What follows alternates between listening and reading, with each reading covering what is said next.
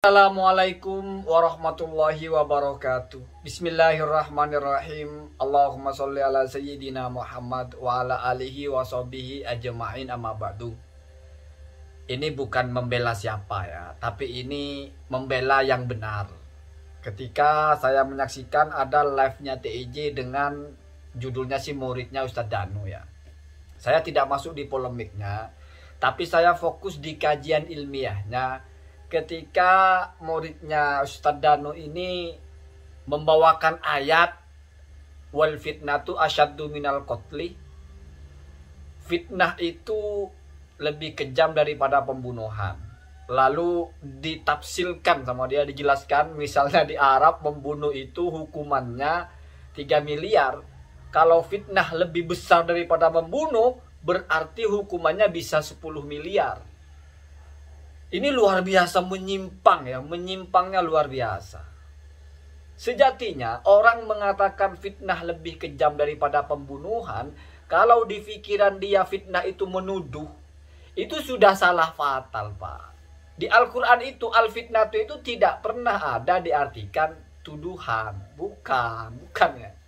Dari berbagai ragam arti al-fitnah dalam Al-Quran itu tidak ada yang sama dengan fitnah dalam bahasa kita. Ya inilah pentingnya kita belajar ya.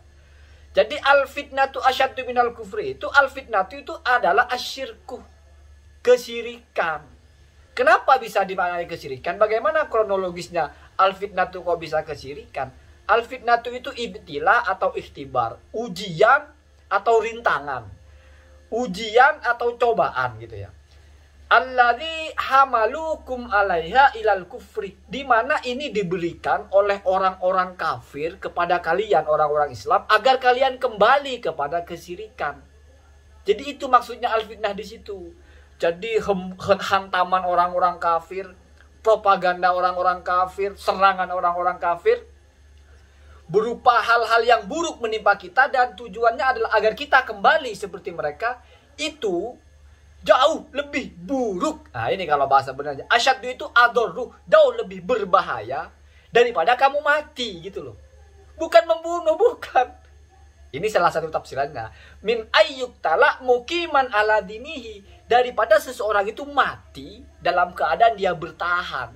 Jadi daripada kamu hidup, daripada kamu menerima cobaan dari mereka lalu kamu ikut syirik kembali kepada agama sebelumnya, itu jauh lebih buruk daripada kamu mati dalam keadaan kamu bertahan dengan godaan itu sehingga kamu tetap menjadi orang Islam. Maka ada diksi ulama lain, al-irtidadu ilal kufri asyaddu alaihi minal qatli. Kamu harus kembali kepada agama sebelumnya, jauh lebih buruk itu bagi kamu daripada kamu harus mati terbunuh itu ya, bukan membunuh. Ini satu tafsiran. Kenapa begitu? Karena jelas kamu kalau murtad nanti kekal di neraka. Sementara kalau kamu dibunuh itu sakitnya hanya di dunia. Ini memahami Al-Quran. Jadi nggak bicara dosanya membunuh. Satu. Ketika bicara tentang misalnya dosanya membunuh, ikut tafsiran yang lain, asyirku asyaddu minal qatli misalnya, I mean ayatul al-mu'minah, sama juga. Kamu syirik jauh lebih besar dosanya daripada kamu membunuh seseorang yang beriman. Jadi bukan fitnah menuduh orang, bukan. Nggak nyambung sama sekali. Fitnah itu tidak termasuk kepada dosa seperti membunuh, di mana kalau membunuh itu ada kisosnya, ya kan? Bunuh dibunuh. Enggak, fitnah itu enggak masuk kepada al-kabair semacam itu. Tidak masuk kepada seperti zina dicambuk, minum khamar dicambuk. Sehingga ada ukurannya gitu. Kalau yang 3M di Mekah itu kan itu masuknya kepada membayar tebusan itu. Fitnah itu enggak pakai tebusan, enggak ada tebusannya gitu. Enggak nyambung kalau fitnah bahasa Indonesia. Lah sekarang pertanyaannya bagaimana fitnah artinya cobaan kok bisa diartikan syirik? Inilah Al-Quran. Dalam balaghah itu ada namanya majas mursal alaqah musababiyah. Musababiyah itu maksudnya begini. Yang kita sebutkan itu adalah akibat ya. Tetapi yang kita maksudkan adalah penyebabnya. Gampangnya begini. Wa yunazzilu alaikum minas sama'i rizqan misalnya. Allah menurunkan kepada kalian dari langit itu rezeki. Allah menurunkan kan yang disebut rizqan kan rezeki. Pertanyaannya apa kita turun dari langit itu rezeki? Makanan kan bukan. Apa yang turun? Hujan loh. Kok bisa Allah menyebutkan rezeki padahal maksudnya hujan? Ya karena apa? Karena hujan menjadi penyebab rezeki kamu keluar dari tanah. Hujan menimpa tanah, lalu tanah tumbuh, akhraja ats-tsamarot, mengeluarkan tumbuh-tumbuhan. Dari situlah rezeki.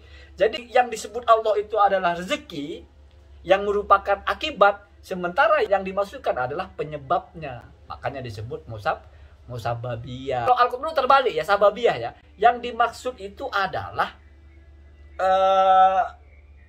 syirik. Syirik, apa hubungannya dengan ibtila?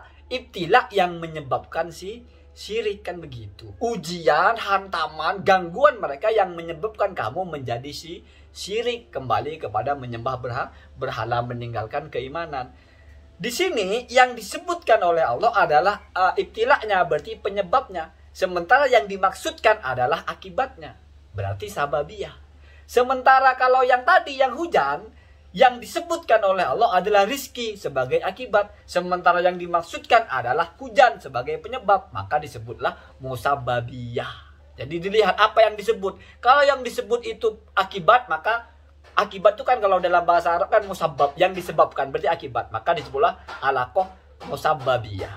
Kalau yang disebutkan penyebabnya, misalnya seperti al-fitnah, maka disebut alaqah sababiyah. Itulah Al-Quran. Nggak bisa kita memahamkan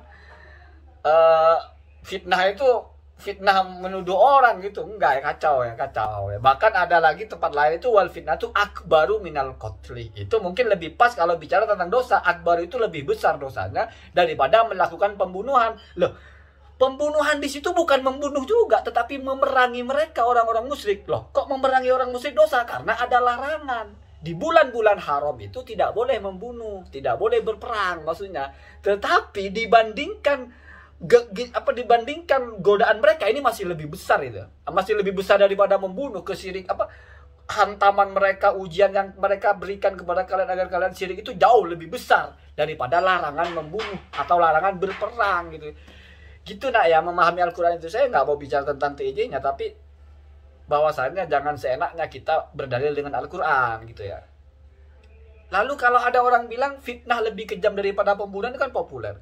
Kalau bahasanya masih umum, ya boleh-boleh saja. Mungkin dengan logika, orang kalau difitnah, itu bisa 7 turunan kena. Menanggung malu, tapi kalau dibunuh sekali selesai. Boleh, tapi jangan nisbatkan kepada ayat. Atau kalau mau dinisbatkan kepada ayat, ya fitnahnya jangan fitnah bahasa itu. Jangan fitnah bahasa menuduh, tapi daripada kamu syirik, daripada kamu kembali kepada agama sebelumnya, lebih baik kamu dibunuh. Gitu. Jadi kamu dibunuh itu lebih baik. Akhaffu, lebih ringan akibatnya. Walaupun memang sakit. Daripada kamu harus kembali, daripada minat irtidad, daripada kamu harus kembali kepada agama kamu. Gitu ya. Inilah cara memahami Al-Quran. Anda baca di tafsir manapun seperti itu. Tidak pernah ada. Itu mengatakan bahwa memfitnah lebih besar dosanya daripada membunuh. Kacau itu. Atau memfitnah lebih dahsyat, lebih berat daripada membunuh. Nggak ada seperti itu ya. Fitnah di situ sih syirik. Ya, syirik itu kan dosa paling besar. Kamu membunuh semua orang asal pun tidak syirik, masih ada kemungkinan. Tetapi kalau sudah syirik, ya sudah tidak ada kemungkinan. Kenapa? Karena innallaha la yaghfiru ayyushraka bihi wa yaghfiru ma duna dzalik. Allah itu tidak mengampuni kalau orang yang melakukan dosa syirik, dan mengampuni selainnya itu. Ya, jadi seperti itu ya. Wa yaghfiru ma duna dzalik. Duna di situ artinya adna, lebih bawah. Artinya ini sebagai dalil juga bahwa syirik itu dosa paling tinggi sehingga selainnya dianggap dunahu. Duna itu kalau dalam bahasa kita kan selainnya, tetapi bukan hanya selainnya. Kalau memakai diksi duna bukan hanya selainnya, tetapi selain dari dia plus yang di bawahnya, otomatis gitu ya. Jadi ada namanya tertinggi, berarti selain dia pasti di bawahnya gitu ya. Seperti itu. Jadi kadang-kadang ucapannya benar. Misalnya 1 tambah 1 2 benar. Memfitnah lebih kejam daripada pembunuhan benar. Tapi kalau diintisabkan kepada sebuah dalil itu menjadi ngaco. Sama dengan satu cerita begini. Ada guru nanya sama muridnya, anak-anak, kemarin kita belajar hadis innamal a'malu binniyati. Siapa yang tahu artinya? Siapa yang tahu maksud dari hadis ini? Adalah si Mukidi. Saya, Pak Guru. Apa? Kita dilarang mencuri. Oh, salah. Nah, akhirnya kata Mukidi, oh berarti kita boleh mencuri. Wah, salah juga. Wah, yang benar yang mana, Pak Guru? Akhirnya jadi bingung kan. ucapan dia benar, tetapi kan pertanyaannya ini adalah maksud dari innamal a'malu binniyat. Ya bingung ya seperti itu ya. Jadi fitnah lebih kejam daripada pembunuhan, ya benar. Ya silakan kamu menjelaskan itu, tetapi jangan anggap itu sebagai tafsiran dari sebuah ayat. Khawatir masuk kepada man fassarul Qur'ana bi ra'yihi falyatabawwa maq'adahu minan nar. Orang kalau menafsirkan Al-Qur'an sesuai dengan akalnya sendiri, mencocok-cocokkan sendiri, maka ancamannya sangat berat. Seolah-olah sudah akan falyatabawwa itu, kalau kata Ibnu Hajar itu li syiddati tulihi fi jahannam apa finnar gitu. Jadi coba kamu cari tempat yang mana di neraka. Maksudnya ya tabawwa itu nyari tempat yang akan menetap lama gitu. Jadi bukan hanya bahasa ya tabawwa itu bukan hanya untuk neraka. Natabawwa minal jannati haitsu nasya gitu bahasanya ya. Jadi natabawwa itu maksudnya kita mencari tempat yang betul-betul untuk selamanya gitu. Seperti orang mencari lokasi untuk buat rumah lah bahasanya. Artinya kan dia ingin cari tempat yang betul-betul tidak mau pindah-pindah gitu. Jadi itu bahasa ngeledek juga kan. Falyatabawwa, kamu cari tempat paling nyaman di neraka. Maksudnya paling nyaman itu bukan mana ada tempat paling nyaman. Maksudnya kamu sudah pasti ada di neraka. Cari, pilih tempat di mana kamu mau di situ lama. Jadi menggunakan tabawwa itu maksudnya kamu akan lama sekali di situ gitu. Sama dengan orang juga ngomong alhamdulillahilladzi awrasanal ardha natabawwa minal jannati haitsu nasya. Jadi orang-orang surga nanti itu memuji, ya Allah terima kasih telah mewariskan kami surga sehingga kami bisa memilih tempat di mana kami ingin gitu ya. Jadi pilihlah tempat di mana bagian neraka itu. Maksudnya itu betul-betul pasti kamu akan masuk neraka selama-lamanya. Bukan selamanya tapi ya. Tetap bukan selamanya. Artinya saking lamanya gitu, makanya sampai menggunakan diksi falyatabawwa. Itu kalau kita memahami hadis. Kadang-kadang kan bahasa itu entah Al-Qur'an entah hadis itu menggunakan bahasa itu ada penekanan tersendiri gitu. Ada maksud-maksud tersendiri gitu. Kenapa nggak menggunakan ikhtar ma sya'a minal ikhtar makanan ma syi'ta finnar? Kenapa nggak pilih tempat mana saja di neraka? Kenapa menggunakan falyatabawwa? Karena falyatabawwa itu sudah terbiasa adalah digunakan untuk mencari tempat yang paling kita suka, di mana kita akan tinggal lama di situ. Nah, kalau orang Arab dulu biasanya kalau mau bangun rumah, ya tabawwa itu nyari di mana lokasi yang strategis lah, lokasi yang cocok dengan kita, di mana kita akan buat rumah, akan tinggal lama di situ. Akan tinggal lama. Makanya berarti kamu akan tinggal lama di neraka gitu. Makanya kamu cari tempat gitulah, bahasa seperti itu kira-kira. Semoga bisa dipahami. Dan Allah wa yakum ajmain. Assalamualaikum warahmatullahi wabarakatuh.